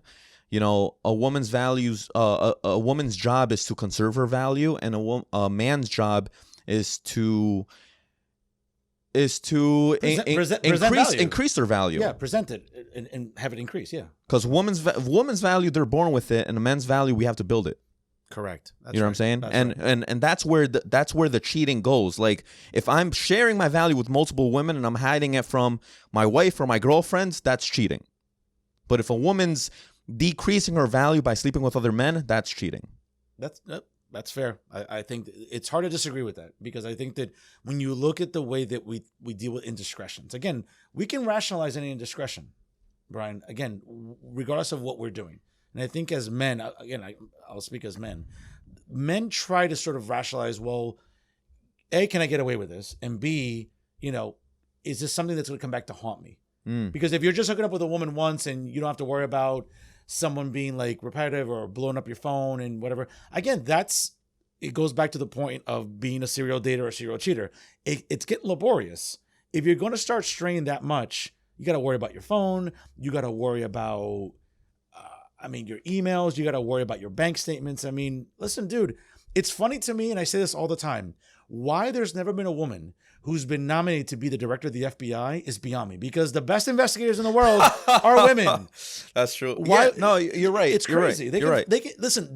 I know tons of women. They may not be able to tell you the difference between Ramapo College in Mahwah, New Jersey, and the Electoral College, but man, they can fucking find out anything when their heart's set to it. That's true. It's unbelievable. That's true. And to answer the question, guys can still cheat when they're in love. Yes, they can. Yeah. I could be completely head over heels over a woman, my wife, my girlfriend, etc., the mother of my child. And unfortunately for us guys, I know it's going to be tough for women to understand this, is a woman has sex with emotion, or at least most. Yeah. Unless they're broken. A guy does not have emotion with sex. We could have sex, and we're not gonna risk our life for that person we just had sex with. We are going to risk our lives for the woman we love. Yeah, that's right. But we are not going to risk our lives for just, you know, a nice piece of ass on a Friday night. Again, it goes back to ego. Like, can we get this girl? We're meeting her, whatever event, networking, happy hour, whatever the case may be. Can we get her? It's an ego thing. And if we don't, okay, then listen, a guy that's told you he's never taken an L in his dating life is a fucking liar. That's a liar. We all take L's. Yeah. For us guys, you know, it's funny. I just had this conversation with one of my clients, you know, for us guys, it's a volume game. Like, we, you know, if women think that it's very easy for us guys to have sex. No, it's not. No. It's very, like, if we try with 100 women, we're going to maybe close the deal, and I'm closing the deal by getting her number or getting her Instagram at this time, and maybe continuing conversation outside of the aspect of in person when we meet. 10 out of 100 times. Now, out of those 10, I might be able to close, or a general guy might be able to close 5 or 3 women. And out of those 3, we might be lucky by just 2 out of the 3 girls. Again, it goes back. It's by numbers. No, it goes back to the premise. But for women, when they go to the club, you know, they're getting asked for drinks, getting asked out, getting for numbers left and right once they enter. For us guys, we actually have to technically hunt for it. Oh no, we do. We have to put the work in. But again, as men, we have sex when we can. Women have sex whenever they want. Right. A woman goes out for girls' night with her girlfriends. That's dangerous. I hate that. Yeah, I feel you. And they'll go out, and you know what? We've always heard it. A woman meets a man, and within the first 5-10 minutes, they know 3 things. They already know. Yes or no? I like him, I'm going to fuck him, or I'm going to hate him. Right. Or I'm just not going to talk to him. Right. They know that in the first 5-10 minutes. And when they go out... I would maybe even argue maybe the first 30 seconds, I think.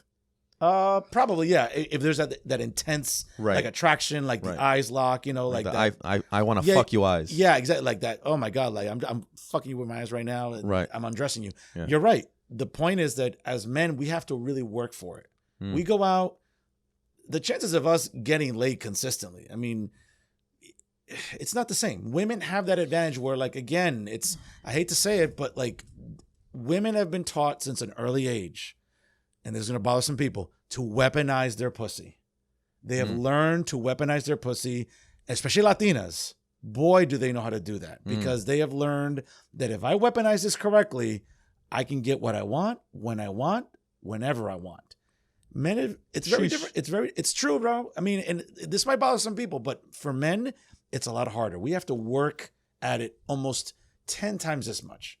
Girls are better cheater than guys. Yes or no? Yeah, absolutely. Women can be so shady that listen, women can. Why? Well, I will say this. I think why are girls better cheater than guys? I would say that I think women can find a way to manipulate men and lie to them right to their face, and the men won't know. Women, I think, have developed a better sense of when men are lying. Okay, like sort of like the whole neurophysiology thing. Like if your eyes go up and to the left, right? Like it's ultimately accessing like the visual cortex. So like if I ask you your favorite color, you're going to access that part of the brain because you know what your favorite color is. So your eyes go up and to the left. But if your eyes go up and to the right, you're accessing the creative side of the brain. And that's how we all know you're full of shit. I mean, this is basic psychology 101, folks. And you don't need a PhD in this. Women just have developed that ability to know if you're lying. Men don't have that skill. Okay, men can look at a woman and a woman can lie right to their face and they're not going to know.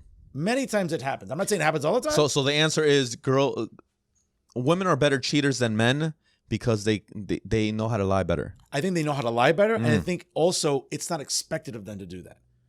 Okay. Men are kind of looked upon as like, well, we're the dogs, we stray. Women know. Again, it's that, as you mentioned, women conserve their value by not throwing their ass around. And I think because of that, we don't expect them to cheat. So by not expecting them to cheat, we expect them to be more well-behaved. And that's not always the case, bro. Like I can tell you tons of women I know that have dated guys, and I always say this is the best too. If a guy is hitting that right, okay, I saw a meme one time. A woman will give good dick 50 chances in a dating relationship. That's if when a guy's hitting it right, a woman will tolerate so much bullshit from a man. But if it's really good dick, they'll put up a lot of good shit. Same thing with men, dude. If it's really good pussy, if they're a nag, if maybe they don't hold their alcohol too well, maybe they're a little too possessive. If that pussy's good, you'll put up a lot of shit too. Let's keep it real, bro. Next question. The people that claim that having intercourse with someone is a spiritual process that binds you to the person every time versus the people who say it can just be purely a physical act.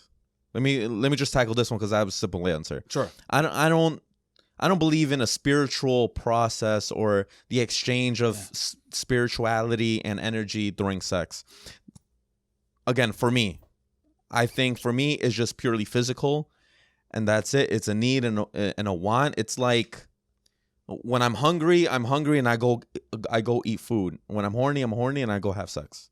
That's right. I don't feel the rising moon up my ass with being Aquarius and being in bed with a Cancer or a fucking Scorpio because it's Scorpio season. I don't, the spirituality. No, I don't understand that. I'm with you. I don't get that either. I mean, again, it's you said it perfectly. When you're hungry, you go open the fridge, you get something to eat. Yeah. Okay. Yeah. If you're able to have sex, you have sex. Right. The idea of spirituality, again, not to sort of shit on people who are spiritual. Okay. But I'm saying that to me, when I'm fornicating, bro, like I'm having sex. I'm not thinking about any deity or making this a spiritual experience. I'm not, I'm just not. Unless, again, I've never been on any hallucinogen. I've never taken any psychoanalytic drugs like that. I mean, maybe that works for some people. It doesn't work for me. Right. How hard it is to want consistent friendships in a world where self-care, I don't owe anyone anything. Take care of myself and only me. I don't have to answer you for weeks, and you have to be okay with that, is the norm. I think COVID taught us that. I think before COVID, at least in my experience for people I talked to, that was not the norm. I think when we were cooped in here in New Jersey, right, when the emperor locked us, I'm sorry, Governor Murphy, locked us down. Emperor. Yeah, well, that's what he is. That's why I would look at him. Unlike, great governors from freedom-loving states like Florida and Texas collectively. But when we were home for months at a time, I mean, pretty much our interactions were on our phone, some FaceTime or whatever. So you think because of that, there's a green light for men and women to just like not reply for a few weeks or even a few days? I would argue, I think that's just a lack of courtesy because, I mean, I'm someone that makes it a point to keep in touch and keep tabs with my inner circle. Right. Because I want to know how they're doing. Again, it sort of goes back to COVID. Like I checked in on my friends a lot during COVID because I knew that I was home for months, but I was okay. Right. I was home watching Netflix. I was home doing my podcast. I could do my show from home. I was okay. Okay, with some moments I was depressed. I just lost my grandmother in May of 2020. Yeah, I was still feeling the after effects of that loss, but I was okay. Not everybody deals with grief the same way. Not everybody deals with isolation the same way. So, but now people are sort of using it as an excuse, like, well, I can just go without weeks. How the fuck do I know what you're doing? Like, how do I know you're okay? Like, to me, like, I like following up on people because I know people, I expect them to do it with me. And I think that's also a barometer too of the friendship. I think if you're good friends, I was going to say I'm not saying you have to check in on every hour, Right. but I think like every couple of days, every few days, hey, what's up? How are you? Because people just sort of mistake it as like, oh, well, this person posted on social media. Oh, I liked your picture. That's enough. No, you got to follow up with your friends. Yeah. I mean, I would agree with that. How hard is it to keep a friendship with that type of era? Like, they're not your friends if they're not keeping in contact within 6 months or 3 months. They're an acquaintance. That's the difference. Friendship, you don't have to ask necessarily, oh, how are you doing, etc. At least for a guy. Like if I'm speaking to, if I'm friends with some of my boys, etc., we'll constantly send each other memes or little things here and there. And we're just in constant contact, 5 days out of the week. And then if something extravagant happens, like for example, me moving or one of my buddies, he just broke his ankle, like he'll share it right there and then. And I'll just say, I'll call him, hey, what's going on? Da-da-da. And I haven't been on the phone with him in like 4 or 5 months, but there was that constant connection every day throughout the week about the memes, the little messages, like the LOLs. And I think it's important to keep that proximity with your inner circle. And again, I think whether it was pre-COVID or during COVID or post-COVID, like I went to Vegas with one of my good friends over Labor Day, and he's a guy who runs his own company, does private financing, and I talk to him maybe like once or twice a week, and he's one of my better friends. And he's just, for example, he's just been out in San Diego for like the last month and a half. If I've talked to him once a week, okay, but I know that, hey, he's busy. I've been busy. When he comes back, we'll interact. There are some friends I don't see, let's say, for months at a time, but we make it a point to keep in touch. I think that, that's healthy. I think that's also healthy. Having these tangible friendships, I think, is also good. Going back to mental health, it keeps you just aware that you're alive, that you have people in your circle that you can talk to. Again, sometimes, even when you're dating, that becomes a problem, right? Because sometimes like people become so fixated on their relationship, they lose their ties with their friendships. And I agree with that. I've never been that way. Like I've always been someone that balances it. Like, hey, if I'm dating a woman, I'm really into her. We're getting together. But within the first few weeks, like if I really like her and I'm into her and I like where it's going, you can rest assured, like she's gonna meet my friends. Because it's like, not because I need their approval, because I've dated plenty of women that my friends despise because they've been a bitch for one reason or another. You know what I'm saying? But I like it to get together. Let's go informal. Do something informal. Let's go bowling. We don't have to go drink and get smashed, dude. We don't need that shit. We can go be adults. We can go play pool. Let's go a wine tasting. Let's just bullshit. I like that element. I don't like just disappearing on my friends. And listen, it's happened to me. I've had friends that have gotten into relationships and disappear for like 6-7 months. And I'm like, hey, what's up? How are you? Oh, man, well, I just broke up. I'm like, oh, you just broke up with her. And then all of a sudden, now you're coming back. So, and I tend to be a little compassionate about that. Right. Not because I've never done it. I'm just like, you know what? I get it. Not everyone's the same. Yeah. Just to finish that point, to be honest, I can relate to some point. When I started becoming a successful entrepreneur, started making really good money, over 6 figures, a lot of my buddies who were very, very close in my circle were not on that status. And unfortunately, there's not much things I lost a few friends, and those friends just went down. Some of those friends went down to just being an acquaintance, because at the end of the day, it's like we don't have much in common. And when you end up growing as a person, as a business owner, etc., you end up just kind of like you're gravitating towards people in your circle. Exactly. Getting to a point where you start needing friends in your own status. And those type of people, whether they were, your boys from day one, they're just not. It gets to the point where like you're having a conversation with them, and it just sounds like you're fucking bragging, and they can't even relate. They can't even give you advice. They can't even share and add a certain perspective or be an asset to your lifestyle, because they're just so down there. They're working and making $10 an hour when you're just making, an excessive amount, and anything you share will just seem like as if you're flaunting and you're just being a dickhead. No, listen, I'm with you. I'm with you, and I've also gone through that sense where I've had friends of mine that have just remained kind of stagnant where they are professionally. And to your point about where like, hey, if they'll see you on social media, like I've had some friends that, let's say, I've not fallen on hard times with, but they'll be like, and they just become acquaintances. Yeah, like, be like, oh shit, bro, I just saw on Facebook like you won an award. Oh shit, good for you. Well, okay, and I'm like, oh, thanks. And it's like when I start talking to them, I feel bad. It's like, well, I don't want to brag about it. I'm just happy. I'm just happy because it could have been someone else that got this. Yeah, it's that's reality. Yeah. And to be honest, for anyone who wants to become an entrepreneur or a business owner, you have to be prepared for that. Being an entrepreneur or a business owner is very, very lonely. There's going to be a point where you're working 24-hour days. You're working 18-hour days. You're working 5, 6, definitely 7 days out of the week. And you're not going to have time for those friends. And then when they hit you up to go out, they don't understand that you're rejecting them because of work. And then when it gets to the point, weeks, months, years down the line, you're just at a different level, and they just did not grow, and you're 10, 20, 30 levels above them. And it's not your fault. It's their fault that they did not grow with you. Yeah, case in point, listen. You should be motivation to your friends if they can't grow. No, case in point, Halloween was a few days ago. It was Monday, all right? How many times on Halloween would I go out with friends that I've kept that would say, hey, let's go to the city. Not the parade in New York, but let's just go to a Halloween party.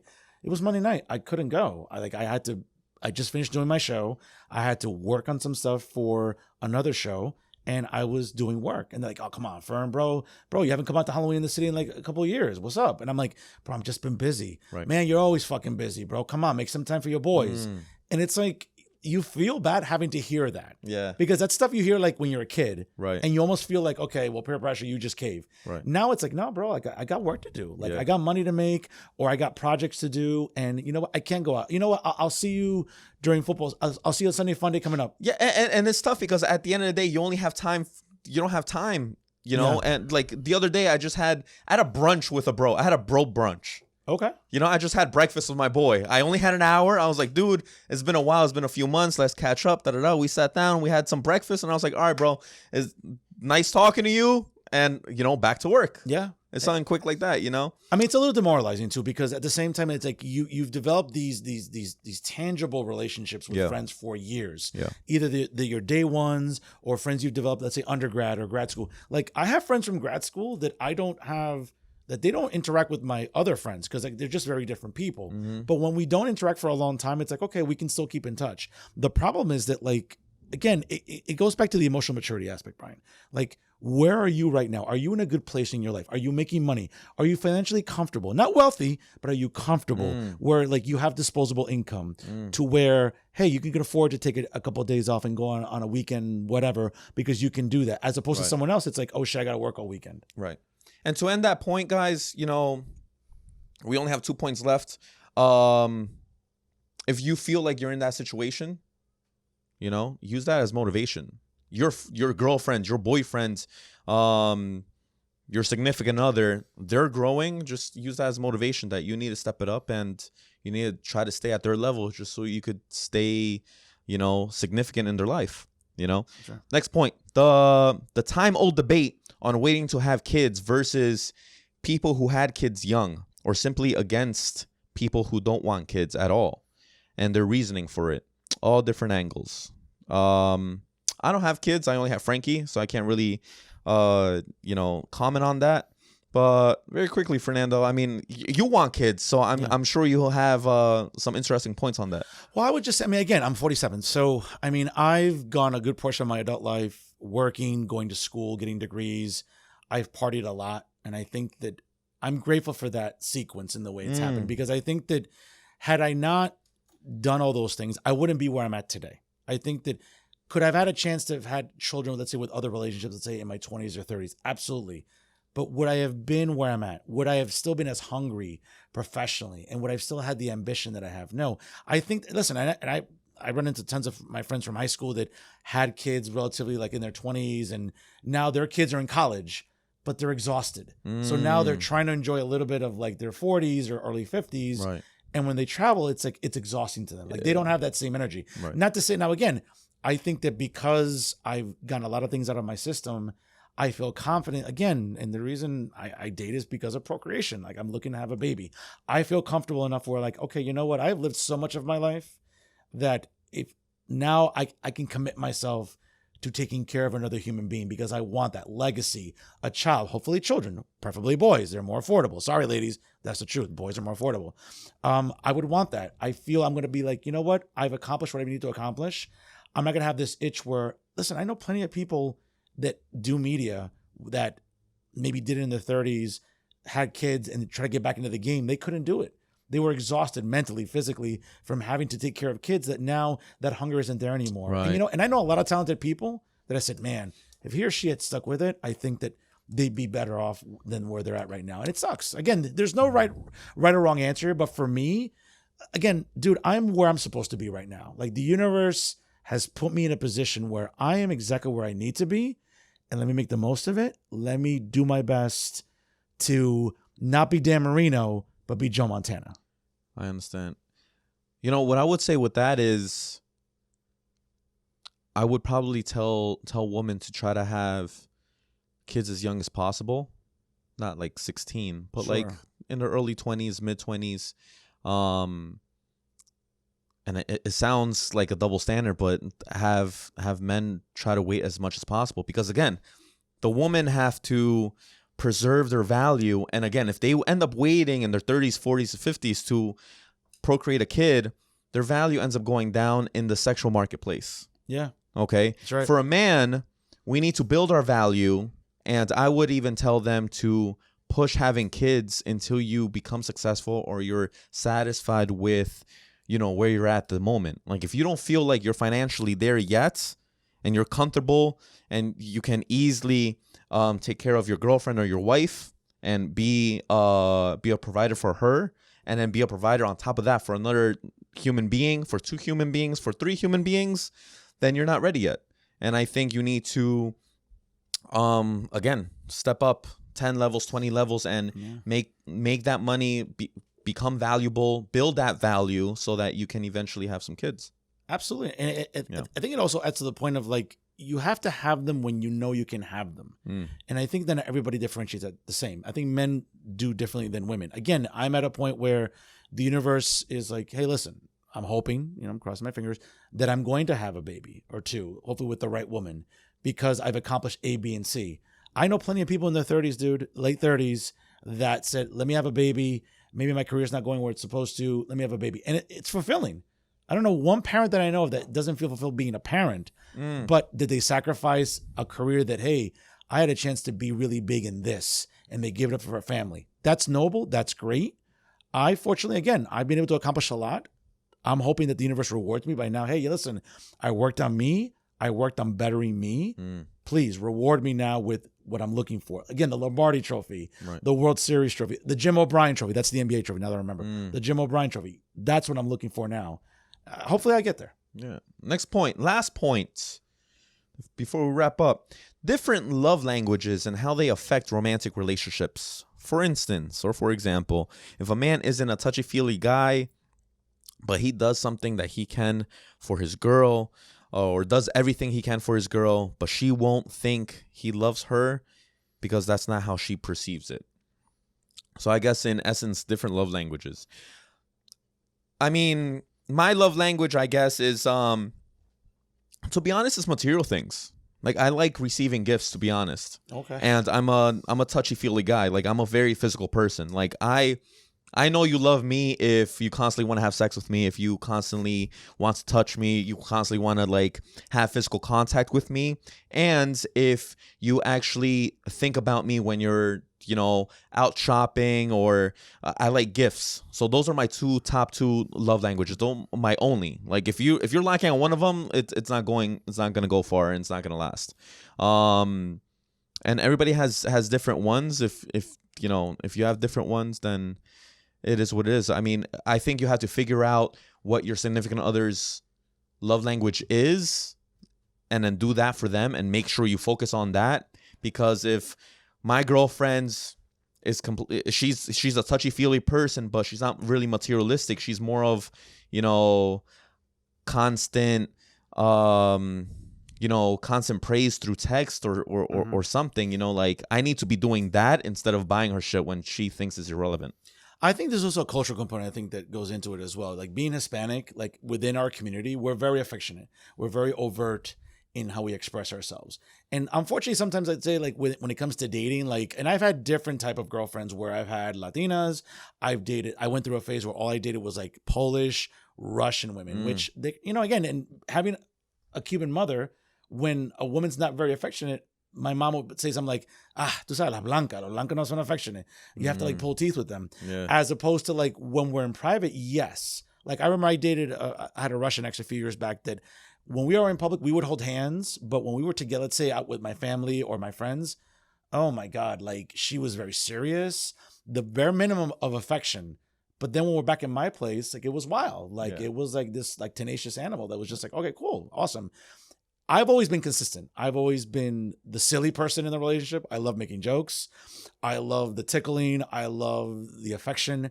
I've been accused of not being affectionate. Like, my mom is, if you see my mom and my dad, it's the cutest thing in the world, but it's also perhaps the most nauseating thing in the world, of seeing a 70-year-old man and a 60-something-year-old woman. Right. Not like their tongues are down each other's throat, but they're like grabbing each other's ass, or, you know, being affectionate. And, like, that's cute. Goals. You know, again, it's goals, right?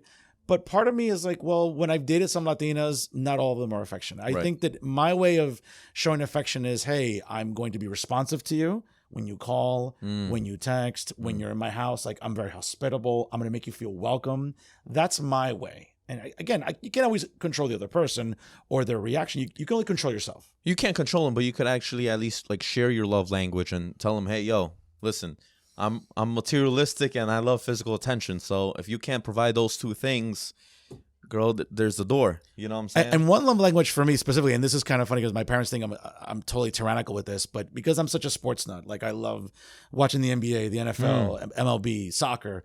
Like, one thing that is really non-negotiable with me is, when you date me, girl, you gotta like my teams. Oh, I love that. Or at least non-negotiable. Or at least love the sport. At least for me, like, for example, yes, like, exactly, because not all girls. Like, I mean, if you can't sit down and watch a soccer game with me, we have issues, because I'm gonna be doing that, you know, on my free time. You know, the little hours that I have, I'll put it for Chelsea. Yeah. You know, that's my team, bro, and, you know, I'm gonna watch them. And you know what I love? I love when a girl does not know anything about soccer, but they actually start putting in work, start researching, start actually trying to understand that shows the that sport and the team. They're invested. My pants go down. I swear to God. I've had girlfriends that maybe don't like sports at all, but you know what? I'll say, hey, listen, I want to go out with I want you to meet my friends, or I want you to hang out with my friends. Listen, I don't care if your great grandfather was an offensive lineman for the Steelers. I don't give a fuck. You're gonna like the Cowboys. It's not negotiable. You're gonna like the Devils, the Yankees, Rutgers basketball, Real Madrid, and, well, it depends on the NBA team, wherever LeBron is, the Lakers right now. Yeah. The point is that, like, I'll go out of my way, I'll buy you a shirt. I've had tons of exes that have come to my parents' house, let's say on a Sunday, my parents are making lunch and my dad's watching football. She'll show up with a Cowboy shirt, and my parents look at me, Niña, ¿qué pasó? Like, why are you listening to him? Like, don't you have... And she's like, no, it makes him happy, and I don't really care, but I like the star. It's cool. It's fashionable. It's nice. Right. So I'll buy them that, and they'll wear it, and they don't give a fuck. I mean, they'll get some grief from their friends on social media. Oh my God, Fernando, you let Fernando do that shit? I'm like, yeah. I'm like, if you're hitting it right, she ain't gonna complain. For real. Absolutely. Preach. You're right. Absolutely. Fernando Uribe, everybody. Ph.D., 7-time award-winning journalist, college professor of social sciences, host of Real Talk with Fernando Uribe via Jersey First TV. Any closing thoughts, Fernando, before we wrap up and take a shot, toast to our future? I would just say, Brian, I am privileged to be on this podcast again. I think you provide an immeasurable resource to the community, talking about issues I think that affect everyday people, whether it's about, again, mental health. Today we talked about relationships, money, self-discipline, self-awareness. I think these are podcasts that are important, especially for young professionals that, again, we live in such a transient cosmopolitan area where we're so consumed with ourselves sometimes that we don't get to see the world around us and how other people think or how other people behave. And I think that you provide just an incredible resource with this podcast. I'm looking forward to going back to the new bar, wherever it is. Yeah. But I want to thank you because, again, you provide such a great service to us, to the community, to professionals, especially Hispanics, because census data, I just looked at it the other day, by 2045, Hispanics, Latinos, and Latinas collectively, we're going to be the majority, not just in New Jersey, but nationally. And we're a demographic, we're a resource that's not going away. Yeah. And I think that the more we talk about these issues that affect our community, I think the better we're all going to be, financially, spiritually, mentally, and psychologically. Oh, thanks a lot, man. Absolutely. Yeah, we could definitely improve as a community, you know? Yeah. Guys, if you guys are interested in personal training, in person or online, make sure you contact me. My email, my Instagram, my YouTube is down below. Follow me, catch my videos, DM me the word transform, and I'll be the first person to just DM you right there and then. All right, we could start our journey. Guys, this arguably might be the last episode in this beautiful bar. And we're gonna be moving somewhere new. So stay tuned, guys. All right. I love you all. Fernando, it was a pleasure having you. Hopefully there's a round 3. Pleasure's mine. Absolutely. And we got that shot. Yeah, man. Shot. All right. Well, what do you want, bro? Hey, you're the host, man. You call it. You know what? The Grey Goose is the all closest. Right. That's what I'm talking about. No. Screw it. My man Joe was like, bro, the shot. Don't forget the shot. I'd be like, wonderful. Oh, man. All right, guys. It's tradition. And then I end up having like a nice little like recap trailer of all the shots that I've taken. And look like an cheers, alcoholic. Bro. To your success, brother. Take it easy, bro. Salute, guys. That's the Abarcast. That's the episode. That's the season. Hopefully. I love you all. See you next time.